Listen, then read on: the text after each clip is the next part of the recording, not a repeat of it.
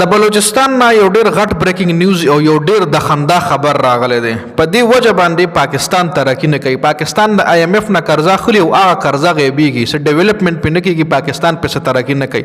بلوچستان نه چې کوم خبر راغلی، بلوچستان کې یو زکات محکمه را چې سالانه 30 کروڑ روپۍ هغه زکات په مد کې په عوامو باندې تقسیموي. سالانه 30 کروڑ روپۍ جی دغه سالانه 30 کروڑ روپۍ تقسیمولو دپاره چې کوم د زکات محکمه د هغې کې چې کوم ملازمین دي د هغوی تنخواګانې سالانه 1 ارب 60 کروڑ روپۍ دي.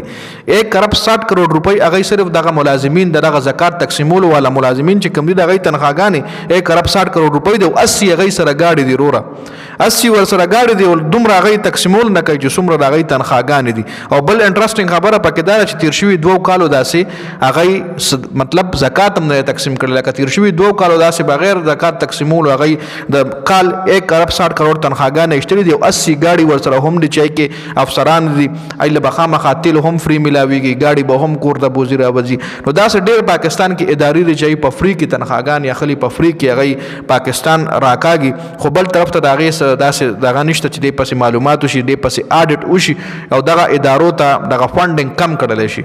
نو دغه یو وجه ده چې دغه ادارو پسې که چېرې آډټ وشو او دغه پیسه د پاکستان په نور ځایونو کې ولګېده نو پاکستان ترقي کولی شي. جی